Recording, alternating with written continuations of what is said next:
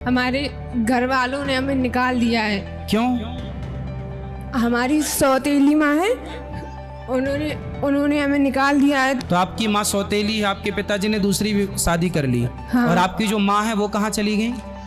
वो खत्म हो गई हैं। खत्म हो गई। तो आपके कोई भाई बहन भी हैं? बड़ी बहन है, उनकी शादी हो गई है। तो वो आपकी माँ की बेटी थी, मतलब आपकी सगी बहन थी वो? हाँ। उनकी शादी हो गई। मम्मी ने और पापा ने। पापा ने भी मारा? हाँ। फिर उन लोगों ने हमें घर से बाहर निकाल दिया। क्या बोल दिया? बोल रहे थे कि अब हम आपको घर में नहीं रखेंगे, चाहे जहाँ जाओ। कल नानी को फोन अभी लगवा देना तो नानी कल आ जाएंगी, और नानी के पास रहना। आप मत जाना अपने उन माँ बाप के पास जो आपको प्रताड़ित कर रहे हैं। लेकिन नानी अच्छी है आपकी? नानी ज़्यादा वो नहीं है, बूढ़ी है, उनके पास फोन वोन नहीं है कुछ। और नाना नहीं है। तुम्हें कुछ पढ़ना लिखना है? हाँ। क्या पढ़ना है? अभी इंटर के पेपर दिए हैं, अब आगे BA BSc कुछ भी कर सकते हैं। तो फिर आप पढ़ना, और आप पढ़ाई में जो खर्चा आएगा ये आपका भाई उठाएगा, ठीक है? अपनी नानी के पास रहना। पर गुरु जी राधे राधे जी। ये मेरा छोटा भाई है, ये थोड़ा ऐब में पड़ चुका है। क्या ऐब है? थोड़ी सी ड्रिंक कर लेता है। कितनी पी जाते हो रोज? कितने रुपए की? 300-400। कमाते कितना हो? एक भी नहीं। किसकी कमाई से पीते हो? पापा जी। 400 की रोज पी जाते हो तो पापा रोज देते हैं क्या? ले बेटा जा, ये रहे 400, जा पी के आ। उन्हें ये नहीं पता ना मैं पीता हूँ। हाँ? उन्हें ये नहीं पता कि मैं पीता हूँ। अच्छा, पिताजी पैसे फिर कैसे देते हैं रोज आपको 400? काय बात? दूसरे किसी बहाने से मांगता हूँ। कैसे मांगते हो रोज? चलो एक दिन तो मांग लिया ऐसे, एक दिन वैसे, रोज रोज कैसे मांगते हो? दोस्त है तो मांग लेते हो, पापा दे देते हैं? मैं ऐसे नहीं मांगता ना, बहाना मांग, कुछ बहाना होता। तो पापा बहाने बनाने से मान जाते हैं और 400 रुपए रोज दे देते हैं। अच्छा ये बताओ, क्या फायदा हुआ शराब पीने से? क्या मिला आपको? क्या प्रॉफिट हुआ आपका? सिवा नुकसान के कुछ नहीं मिला जी। समाज में इज्जत हुई होगी आपकी, सम्मान हुआ होगा, नहीं। लोगों ने माला पहनाए होंगे, वाह बच्चा शराब पी के आया है। नहीं जी, फिर क्या मिला आपको? फायदा तो कुछ नहीं मिला सिवा नुकसान के जी। क्यों पीते हो जब इतने समझदार हो? किससे नुकसान है बेटा? तो महाराज जी उसकी तरफ मन जाता है कि हाँ पीनी है। क्यों आज अपने मन को कंट्रोल नहीं करोगे तो आपका मन तो आज शराब में जा रहा है, परसों गांजा में जाएगा, नरसों अफीम में जाएगा। ये मानव का शरीर बेटा बड़े भाग्य से मिलता है जी। आप 22 साल के हो ना जी। आपकी उम्र में जब हम थे 22 साल में, जी। तो हम घर का पूरा दाल रोटी का खर्चा चलाने लग गए थे, काम करने लग गए थे और अपना काम पूरा करते थे। राधे राधे, मैं हूं आपका अपना अनिरुद्धाचार्य। महाराज का मंत्र कार्यक्रम में आपका स्वागत है। आप सबका दास अनिरुद्ध आप सबकी सेवा में हाजिर है। आज मैं आप लोगों से परमपिता परमेश्वर ब्रह्मा जी के बारे में बात करूंगा। आज मैं आप लोगों को बताऊंगा कि ब्रह्मा जी की पूजा क्यों नहीं होती। महादेव और भगवान विष्णु की तरह ब्रह्मा जी की पूजा क्यों नहीं हो रही है, मंदिर क्यों नहीं है, और पुष्कर में केवल एक मंदिर है, और कैसे आप ब्रह्मा जी को प्रसन्न करें, अपने जीवन के संकट मिटा सकते हैं ब्रह्मा जी की पूजा करके। आइए कार्यक्रम की शुरुआत करते हैं आज के उपाय से। ब्रह्म गायत्री मंत्र की आराधना करने से धन संपत्ति के साथ साथ यश की प्राप्ति होती है। ब्रह्म गायत्री मंत्र का जाप करने से सबसे बड़ा लाभ ये मिलता है कि ये दुनिया की चिंताओं से व्यक्ति मुक्त होकर के आनंद को पाता है, और मृत्यु के पश्चात ब्रह्मलोक गमन का मार्ग इसका प्रशस्त होता है। ब्रह्मा जी हमारे पूर्वज हैं। ब्रह्मा जी हम सबके पूर्वज हैं, क्योंकि हम सब ब्रह्मा जी से उत्पन्न हुए हैं। उनके पूर्वज, हम सबके पूर्वज जो हैं, हम सबके पूर्वजों का प्रतिनिधित्व ब्रह्मा जी ही करते हैं। इसलिए ब्रह्म गायत्री का जाप करने से रचनात्मक सफलताएं, ज्ञान और प्रचुरता प्राप्त होती है। ज्ञान में प्रचुरता होती है, मतलब ज्ञान अधिक होता है। पितृपक्ष में उनका नाम जप करना वास्तव में सहायक होगा। आओ भविष्य की बात करते हैं। बीमारियां, परेशानियां, धन हानि, मनमुटाव और विवाद पीछा नहीं छोड़ रहे हैं, तो सुबह घर की सफाई के बाद हल्दी को जल में घोलकर पान के पत्ते से अपने पूरे घर में छिड़काव करें। इसके बाद ठीक इसी प्रकार सफाई करने के बाद गंगा जल का छिड़काव करें। इससे घर की जितनी भी नकारात्मक शक्तियां हैं और आसुरी शक्तियां हैं वह दूर होती हैं। वास्तु दोष दूर होता है। बताया गया है कि गलत दिशा में रखी गई धार्मिक पुस्तक घर में वास्तु दोष उत्पन्न कर सकती है।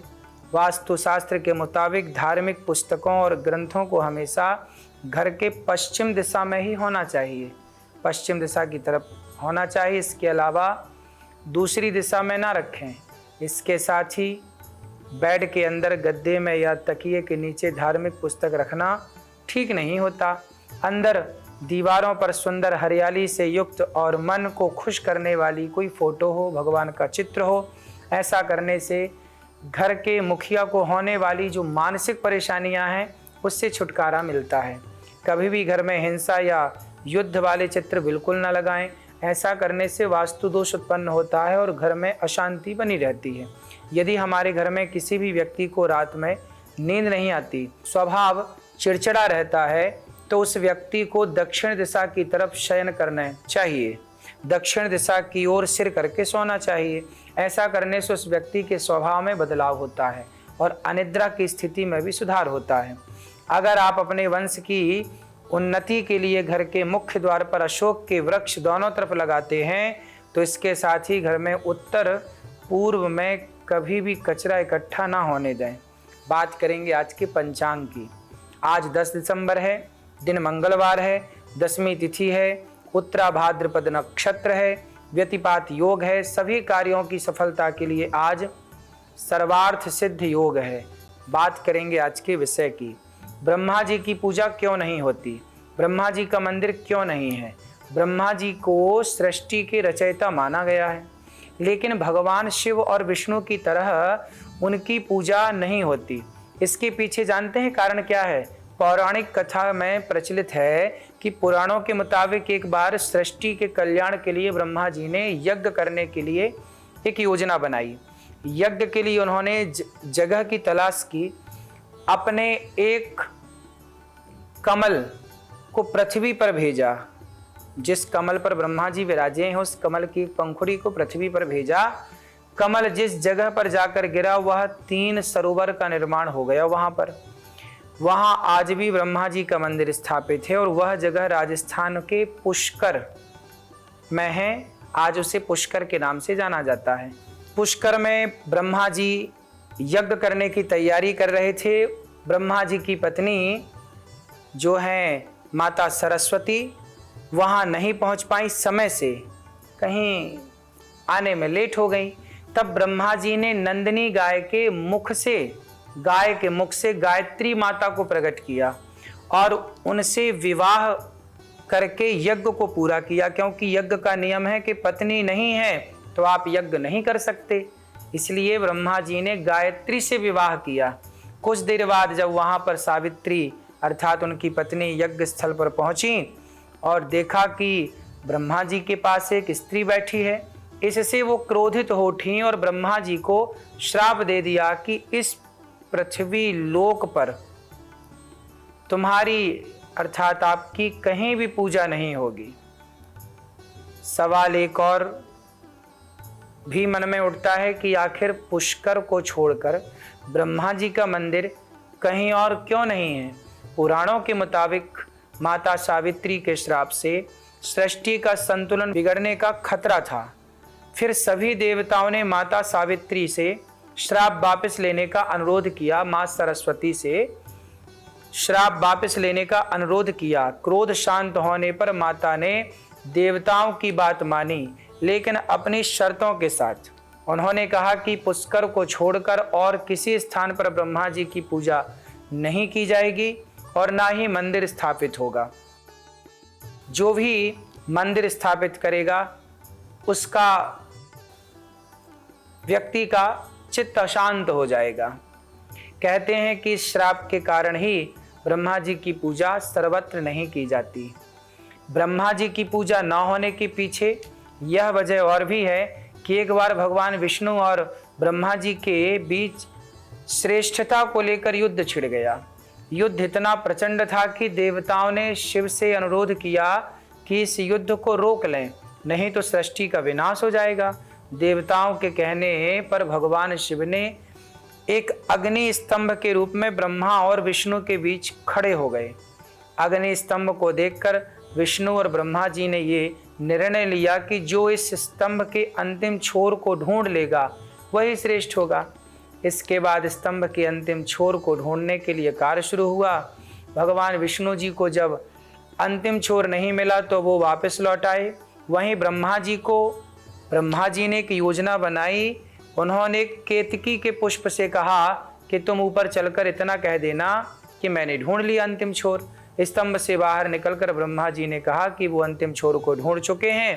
केतकी के पुष्प ने भी उनका समर्थन कर दिया।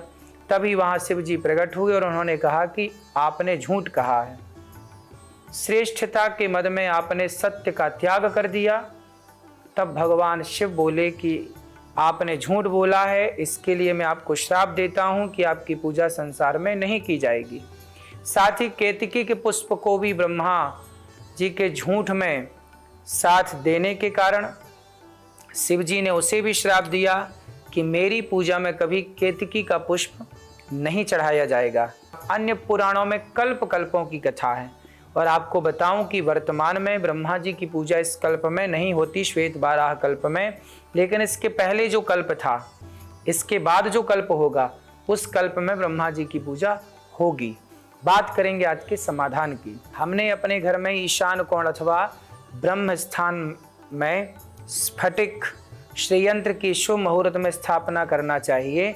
इसके साथ ही यह यंत्र लक्ष्मी प्रदायक भी होता है।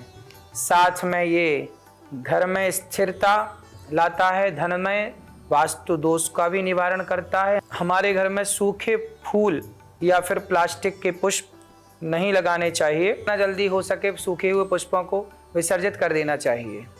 यदि आपके छोटे गुलदस्ते में रखे हुए पुष्प सूख गए हैं, विसर्जित कर दें और सूखे हुए फूलों को बाहर कर दें। हमें अपने घर में उत्तर पूर्व में हरी भरी तुलसी का पौधा जरूर लगाना चाहिए। इसके साथ ही रोजाना शाम के समय तुलसी के पौधे के नीचे शुद्ध घी का दीपक अवश्य जलाना चाहिए, क्योंकि माना जाता है कि तुलसी को देवी माता लक्ष्मी का स्वरूप ही माना गया है। इसके सामने दीपक जलाने से घर में सुख शांति बढ़ती है और घर में खुशियां नाना प्रकार की आती हैं।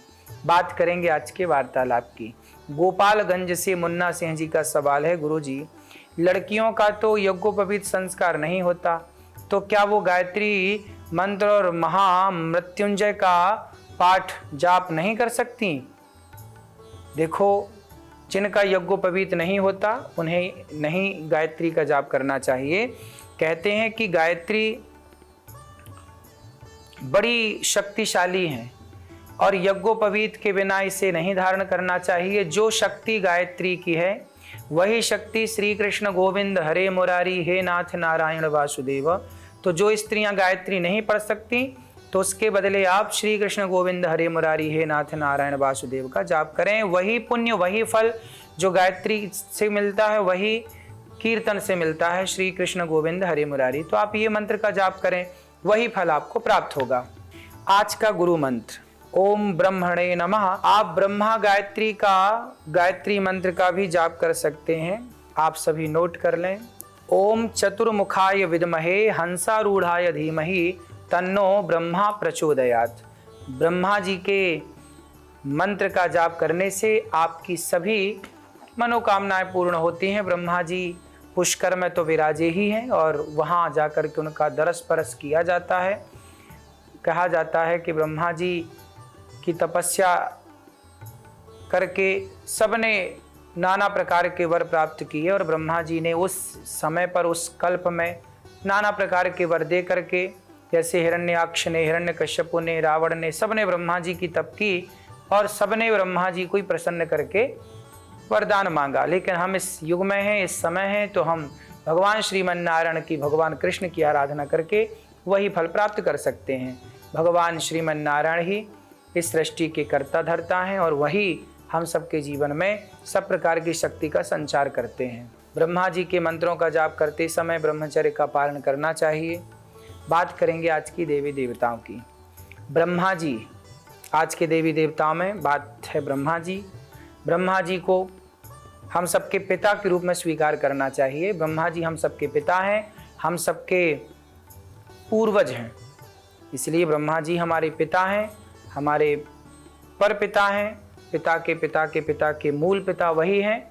और भगवान ब्रह्मा जी, भगवान श्रीमन नारायण की नाभि से कमल उत्पन्न हुआ, उस कमल में ब्रह्मा जी प्रकट हुए, तो हम सबके मूल भगवान श्रीमन नारायण हैं। बात करेंगे आज के लकी कॉलर की। जलगांव से हर्षा का सवाल है, मेरा बेटा अपनी मर्जी से शादी करना चाह रहा है, जिस लड़की से शादी करना चाहता है वो मुझे पसंद नहीं है, समझाने पर नहीं समझ रहा है, क्या करूं, कोई उपाय बताएं।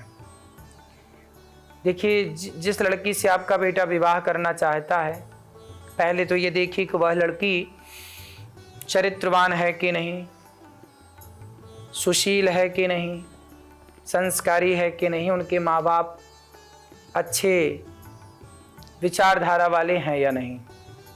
यदि सब बढ़िया है, आपके समाज की है, आपके योग्य है, संस्कारी है, लड़का पसंद भी करता है, तो विवाह कर देने में कोई बुराई नहीं है।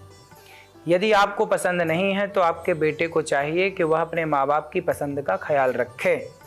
हमेशा माँ बच्चों की पसंद का हलवा बनाती है, माँ हमेशा बच्चों की पसंद का सब कार्य करती है।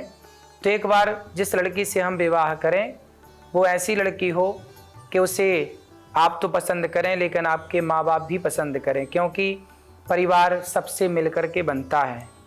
सबकी राजी मर्जी हो, सबकी प्रसन्नता हो, तो आपके पुत्र को चाहिए कि वो आपकी राजी मर्जी का पूरा पूरा ख्याल रखे। यही उसका धर्म है, यही उसका कर्तव्य है।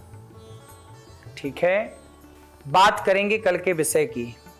गीता जयंती और मोक्षदा एकादशी है, तो एकादशी की बात करेंगे कल। तो आप सभी जुड़े रहें महाराज का मंत्र कार्यक्रम से, और जुड़ते हुए सबको बताएं कि TV9 भारतवर्ष पर यह कार्यक्रम नित्य 7:20 पर आता है। गौरी गोपाल आश्रम की सेवाएं, जो अखंड वृद्ध माओं की सेवा, अखंड रसोई यहाँ चलती है, इन सभी सेवाओं से आप जुड़ें, औरों को भी जुड़ें, जुड़े रहें गौरी गोपाल आश्रम से। सबको जय श्रीमन नारायण, जय श्री कृष्णा।